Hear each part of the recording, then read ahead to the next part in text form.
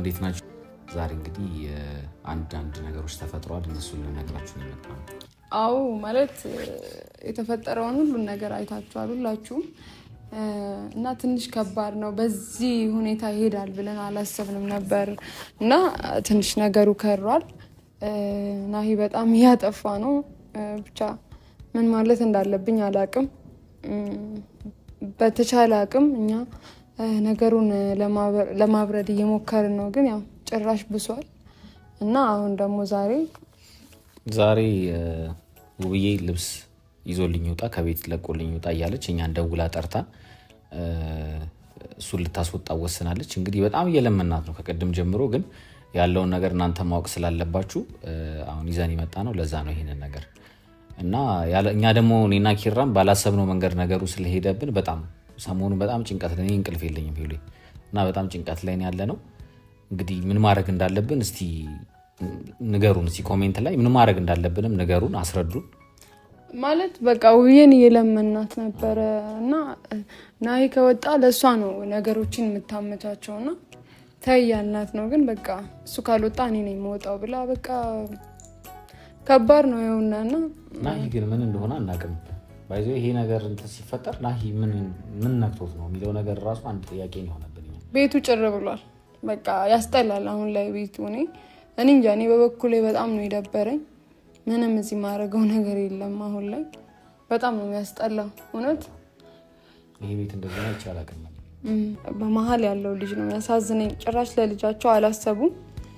ዛሬ ለመረጋጋት እየሞከርን ነው። የተፈጠረው ነገር እያናደደን ነው እውነት ለመናገርና እኔ እንጃ በጣም ከባድ ነው። ማርያምን ጸልዩልን ቤተሰቦች። ማለት እኛ ፈልገን አይደለም እዚህ ነገር ውስጥ የገባነው የልጅቷን ችግር ለመፍታት ነው።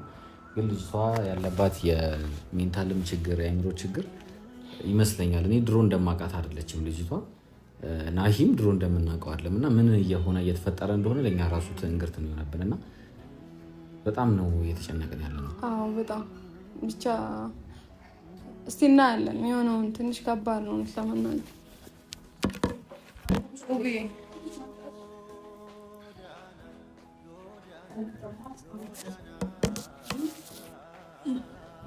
ተረጋጊና ቁጭ በይ።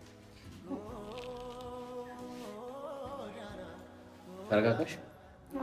ይሄን ውሳኔሽን ተይ በእናትሽ ተይ። አይውጣ ከቤት ተይ ብዬ እውነት ተይ። እስኪ የደረሰበት ነው የሚያውቀው ሄሉ ነው። ግን ለእሷ ለምንድን ነው መንገድ የምትከፍቺው አንቺ? ለእሷ መንገድ ከፈትኩ ፈልጎ እኮ ነው ሄደው ሄሉ እና ነው። ግን መንገድ ለእሷ መክፈት የለብሽም። አንቺና እሱ ማውራት አለባችሁ። ስሚ ሄሉ ማውራት አለባችሁ። ተይ ከቤት እሱ ከቤት መውጣት መፍትሄ አይሆንም። ጭራሽ ነገሮች ይባባሳሉ። ሄሎ ስማ፣ እየሰማኸኝ ነው? ናና ልብስን ውሰድ። አንድ ቀን እዚህ ቤት እንዲቀር አልፈልግም። ሰምተኛል አይደል? አሃ ምን ልትወስድ ፈለግ? ሌላ ናና ውሰድ።